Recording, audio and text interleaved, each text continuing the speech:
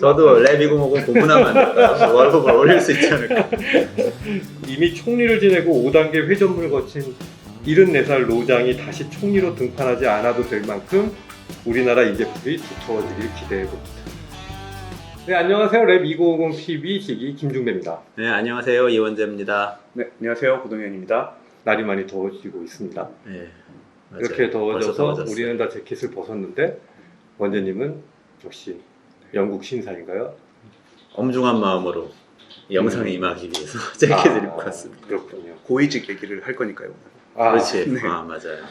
예, 오늘은 저희가 그 퇴직 고위 공직자들이 사적 영역에서 지나치게 많은 액수의 연봉을 받는다든가 이러고 나서 다시 또 공직으로 돌아오는 경우에 대해서 국민들의 좀 정서상 좀 안 좋은 부분도 좀 있는 것 같아요. 그래서 이번에 한덕수 총리 후보자가 김앤장 대형 로펌이죠. 국내 맞아요. 굴지의 제1의 로펌인데 거기서 18억 원을 4년 동안 이제 수술을 한 부분들이 논란이 되고 있습니다. 그 부분에 대해서 우리가 조금 짚어보고 얘기를 좀 나눠볼까 하는데요. 원장님, 일단은 개인적으로 생각이 어떠십니까? 그 18억 원을 부럽죠, 어떻게 일단. 받은? 네, 일단 부럽고요. 18억 원이면은 랩2050 3년간 운영할 수 있어요. 네. 18억 원 우리 얘기하니까 모두. 실장님, 우리 그 동현님도 지금 얼굴이 좀 붉어지시는 느낌이 좀 저는 느껴지는데. 자문 공문만 해도 18억을 받을 수 있다는 건 정말 저도 랩2050 공부하면 안 될까요? 월급을 올릴 수 있지 않을까? 아니 근데 또 저도 사실 MBA 출신이라 네. 또 제가 MBA 한 거는 아주 오래 전이긴 하지만 20년 전이긴 하지만 그때 우리 졸업한 분들 중에 억대 연봉 받는 분들 많았거든요. 또 뭐 투자은행 컨설팅 회사 맥킨지 이런 데가 억대 연봉 받고 투자은행 뭐 골드만삭스 이런 데 가면 뭐 훨씬 더 많이 받고 몇 억씩 받고 이런 분들 많았는데 그 시장 경제에서 그럴 수도 사실 있는 거 아닌가? 이런 생각도 드네요. 그렇죠. 근데 그렇게 생각하세요? 능력이 있으면 아까 제가 돈 많이 벌어다 주면 많이 주는 거 아닌가? 고문이라고 얘기했잖아요. 이게 고문이라는 직책 자체가 이제 통상적으로 이제 계속 거기 나와서 일하시는 분들을 일컫는 직책은 아니잖아요. 이제 뭐 가끔 사무실에 오셔서 이제 차 한잔 하고 이런 게 이제 통상 저희가 떠올리는 고문의 모습인데 이제 그런 역할만으로도 18억을 받아갔다. 이러면 이제 사실 또 많은 분들이 몇잔 이제 마셔야 좀, 18억을 가졌어요. 그래도 줄만 하니까 준 거 아니에요? 회사가 뭐 저희가 이제 이 건에 대해서 좀 진짜 깊이 있는 얘기를 들어보기 위해서 중앙부처 그 과장급으로 계시다가 퇴직한 뒤에 소위 4대 로펌이라고 불리는 로펌에서 현재 근무하고 계세요. 그래서 제가 좀 요청을 드리고 이 자리에 사실 좀 모시고 싶었는데 그건 좀 음성 변조로도 안 돼요. 그 다음에 본인은 음성 변조까지 해주시겠다라고 말씀은 했지만 조금 번거로울 것 같고 네. 그래서 충실하게 제가 얘기를 들어서 전달하는 역할을 하겠습니다. 이게 주요 언론들에서도 좀 그렇게 좀 적극적으로 취재를 한 데는 제가 보지 못했다. 랩2050이 발로 뛰는 취재를 하고 있다라고 하는 걸 이제 말씀. 중배님이 아니거죠. 그래서 그 법조인들은 사실은 그 많은 돈을 이제 그렇게 수임료식으로 해서 이제 받기 때문에 그래서 거기에 준하는 몸값들이 책정이 돼 있는 것 같아요. 이미 여러 매체, 특히 제가 갖고 온 건 2013년 2월에 이제 조선일보 기사인데 거기에 보면은 그러한 전체 법조인들에 준해서 경제부처의 장관급은 연 5억 원, 그리고 국장급은 연 3억 원 정도가 시장의 몸값이다라고 이미 2013년에 그렇게 보도가 된 바가 있습니다. 좀 올랐겠네요. 아마 물가 좀 상승 올랐을 수 있고요. 그럼 다른 분들도 다 그렇게 많이 받으신 거예요? 경제부처. 경제부처. 복지부에서도 받으시는 것 같은데. 복지부도 이제 경제부처에 한 생각을 할 수 있겠죠. 그래서 그러한 어떤 몸값들이 형성이 돼 있다라고 이제 할 수 있는데, 자 이제 우리가 뭐 계속 그 사람들이 어떤 뭐 부럽네로부터 시작해가지고 여러 가지 논란들이 있는데 사실 그런 어떤 부분에서 선정적으로 이제 또는 뭐 그런 부분을 그냥 시샘이랄까 이런 쪽으로만 접근하는 것은 또 우리 랩이 접근하는 방식은 아닌 것 같고요. 이게 제도적으로 어떤 문제가 있느냐라고 하는 부분을 좀 꼼꼼하게 들여다보는 게 좋겠다라는 생각을 했어요. 아 맞아요. 그러니까 취업 제한 제도 있잖아요, 우리 고위공직자. 예. 고위공직자들은 이해관계를 상충할 수 있는 어떤 부분들이 있기 때문에 그 상당히 많은 영역에서 이제 그 제한의 그 영역들이 있고 로펌도 이제 그 안에 들어갑니다. 근데 이제 이해관계에 연관성이 있다 하더라도 그 인사혁신이나 이런 쪽에 이제 심사 제도를 둬가지고 이제 내가 로펌에 취직을 하겠다라고 했을 때 신청서를 제출할 수 있고요. 거기에 대해서 심사를 해가지고 뭐 이해관계 상충에 큰 문제가 없다라고 하면은 허가를 해주는 그런 방식으로 하고 있는 것 같아요. 근데 문제는 취업 제한이 실질적으로 얼마나 이루어지고 있을까라고 하는 것들을 상당히 그동안에 언론 매체들에서 보도가 되고 했었는데요. 자, 이 부분은 2015년부터 2020년 7월 인사혁신처 자료에 따른 결과인데요. 신청자의 12.9%만 그 제동이 걸렸고요. 나머지는 그냥 무난히 취직이 된 거죠. 약간 팔이 안 오르고 뭐 이런 것들도 좀 심사 과정에서 있었을 수 있어요. 심사 탈락한 분들이 엄청 억울할 것 같다는 생각이 드는데요. 그렇죠. 12%. 그래서 이게 좀 유명무실하지 않느냐라고 하는 그 논란들이 끊이지 않고 계속 제기가 되고 왔어요. 아니, 저는 그 이해상충이라는 개념이 사실 이게 바로 명확하게 드러나는 건 아니잖아요. 전문가, ESG 이제, 전문가라서 제가 또 민감해요. 한 이해상충 하는데 거버넌스 전문가. 이해상충이라는 게 딱 봐도 이 사람이 양쪽에 다 이런 이해를 가지고 있을 경우만 이해상충이라고 하는 게 아니고 좀 더 보수적으로 접근해서 혹시라도 이해상충이 있을 수 있는 거에 대해서 이제 다 이제 필터를 하고 걸러내야 되는데 사실 이 정도 비율이 나왔다는 거는 진짜 명백하게 이제 상충이 있는 경우만 배제를 한 거고 조금 이제 뭐 잠재적으로 이해상충의 여지가 있는 것들을 이제 걸러내지 않고 있다고 보는 게 맞는 것 같습니다. 예. 저는 사실 우리 사회에서 로비스트 논란 부분만 하더라도 사실은 딱 부러지게 사회적으로 합의를 이루지 못하고 있는 것 같아요. 근데 그런 부분에서 좀 더 정교하게 사회적 합의가 필요하다고 생각하는 게 그게 약간 애매하게 그냥 뭐 이렇게 돼 있다 보니까 예를 들어서 진짜 이제 영향력이 있는 고위공직자 이런 분들에서 이런 거액을 오히려 이제 거액의 연봉이나 이런 것들 제공하는 건 좀 더 그 확실하게 그런 로비의 영향이 관철이 돼서 실제로 효과가 있을 때 더 많은 돈을 지불할 수도 있는 거잖아요. 그런 식으로 이제 애매하다 보니까 투명하지 못하고 그래서 실제로 몇몇 케이스의 경우에는 이렇게 많은 그 돈을 일종의 렌트 효과로 이제 가져가는 그래서 그런 부분들은 국민 감정이나 정서에 좀 반하게 되는 거죠. 근데 이제 이런 것들이 수면 밑에 있다가 이렇게 툭툭 어떤 상황이 처할 때 이제 공개가 되면서 배합하는 사람들이 좀 많아지기도 하는 건데 조금은 투명하게 돼야 되지 않을까라고 저는 생각을 해봅니다. 제가 갑자기 할 말이 생겼습니다. 네. 미국 워싱턴 DC에 제가 좀 있었잖아요. 네. 그때 관찰했던 것들이 있어요. 미국에 로비스트들이 많이 있는데 네. 그분들은 그 민간 로비스트가 있고 공익 로비스트가 있어요. 민간 로비스트들은 사실 돈을 많이 벌어요. 고위공직자 출신들도 많이 있고요. 의원 보좌관 출신도 있고 이분들은 기업에서 뭐 진짜 이 정도 충분히 18억 이 정도 네. 충분히 받고 네. 의원들 연결해주고 가서 우리 기업에 유리한 입법을 해달라고 딱 대놓고 가서 얘기를 해요. 다 리서치 자료 가지고 가가지고 근거를 가지고 이제 얘기를 하는데 중요한 건 뭐냐면 일단 이 과정이 다 투명하게 공개됩니다. 밥 한 끼 같이 먹은 것도 다 영수증 내가지고 그러니까 로비스트 명단을 아예 등록을 해놔야 되고 로비스트 아닌 사람하고 만나서 정책 협의를 하면 그거 자체가 스캔들이 돼요. 문제가 돼요. 의원들이나 뭐 정치인들 입장에서 로비스트하고 만나는 건 괜찮은데 돈을 어떻게 썼는지 밥을 어떻게 먹었는지 이런 거 낱낱이 이제 다 공개를 해야 되죠. 일단 그게 하나 있고 네. 그 다음에 두 번째로 이거는 편도 티켓이에요. 왕복 안 됩니다. 편도. 네. 로비스트 갔다가 의원 왔다거나 로비스트 갔다 장관 했다가 왔다 갔다 하면서 승진하겠어. 이거는 이거 안 돼. 돈이냐 권력이냐 선택해야 돼요. 선택해야 됩니다. 어느 순간 그래서 로비스트 되는 사람 중에 상당히 경제적인 이유 때문에 정치하고 정책하고 이럴 때 사실 보수가 네. 그 사람의 학위나 뭐 능력에 비해서 네. 작은 경우가 많잖아요. 대기업 간 친구들 부럽기도 하고 그래서 로비스트 하는 사람들 꽤 있어요.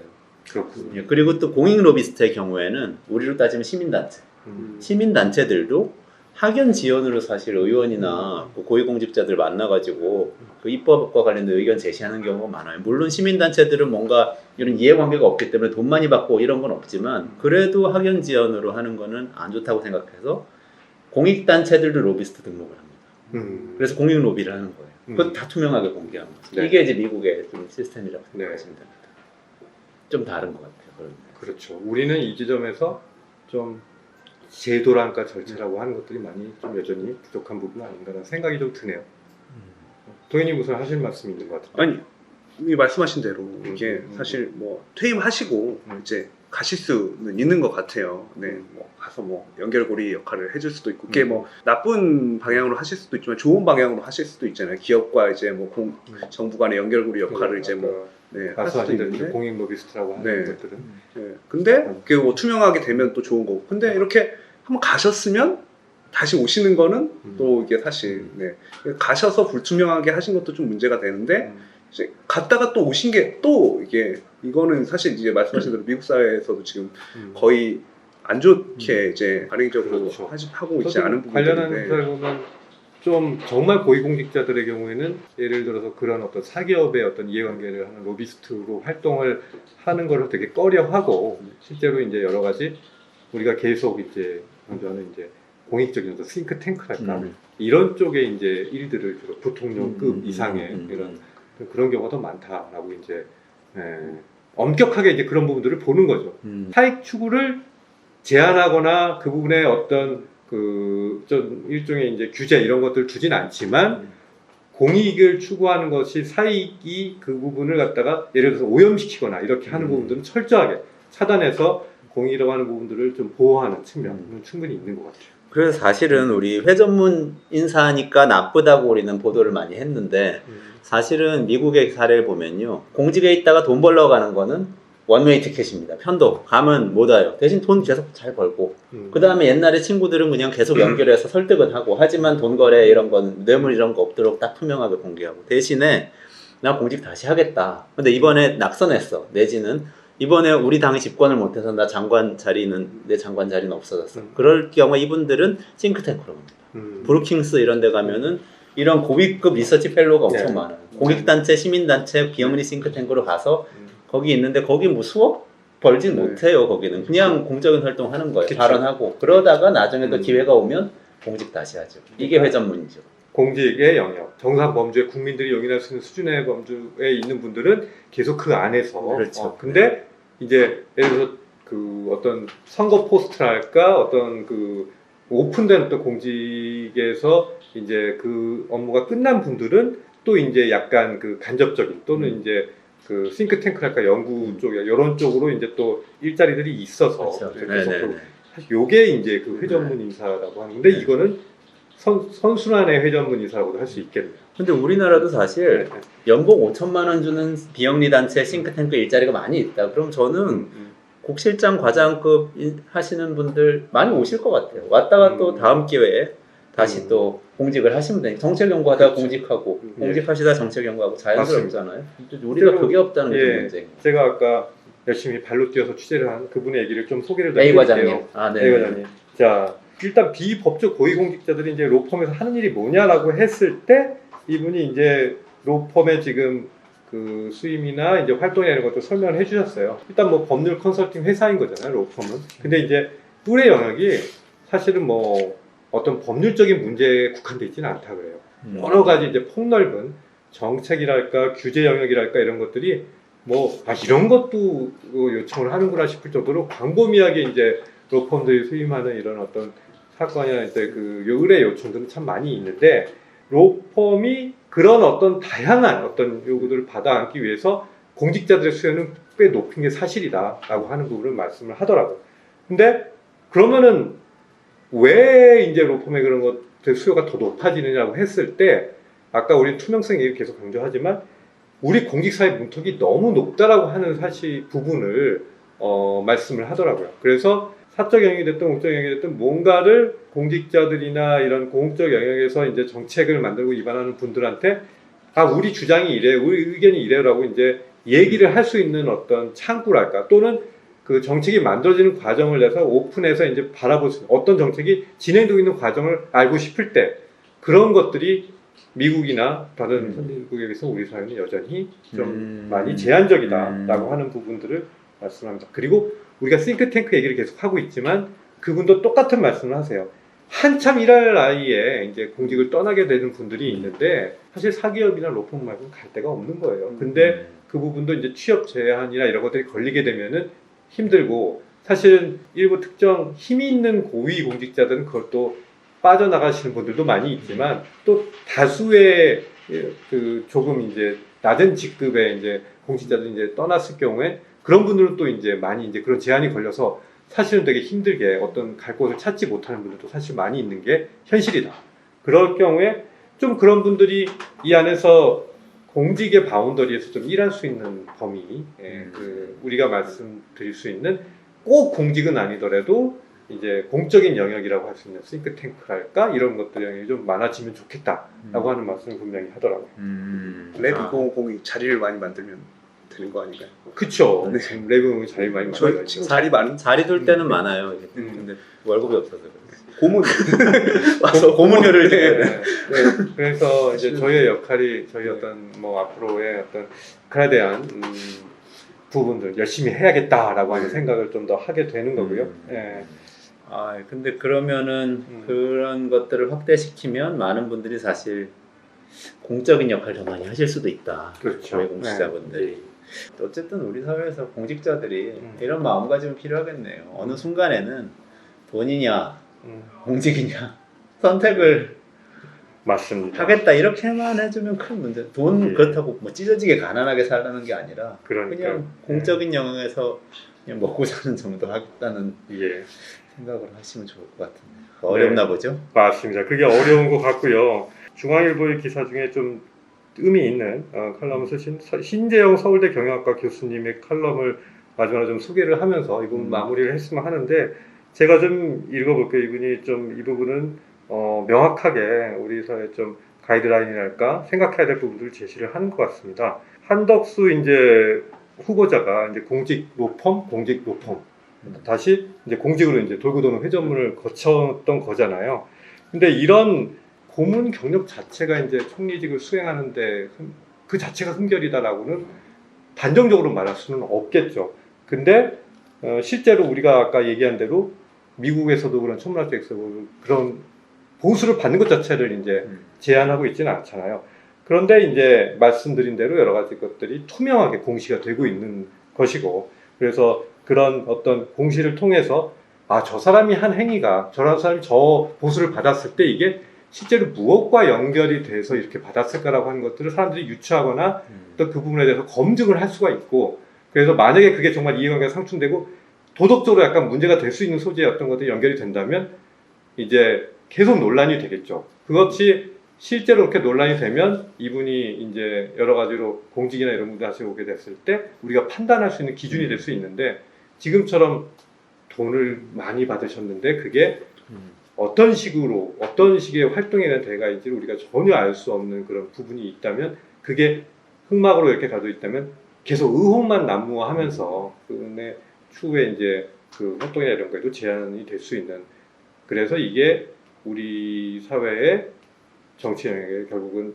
마이너스가 될 수밖에 없는 그런 여지가 아닌가. 이 부분을 좀 우리가 지목을 해야 될 것 같고요. 교수님의 마지막 말이 좀 뼈를 때리는데요. 이미 총리를 지내고 5단계 회전문을 거친 74살 노장이 다시 총리로 등판하지 않아도 될 만큼 우리나라 인재풀이 두터워지길 기대해 봅니다. 두터운데 이렇게 됐다는 말씀이신 것 같은데요?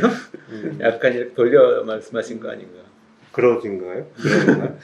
좀 인재는 많겠죠. 세상에 인재는 많은데 그 정치권에서 쓰는 인재가 한정적인 거겠죠. 그 정치권이 인상적인. 더 넓게 시야를 갖고 인재를 좀 찾았으면 좋겠습니다. 진영 논리에 너무 휩쓸리지 말고. 맞아요.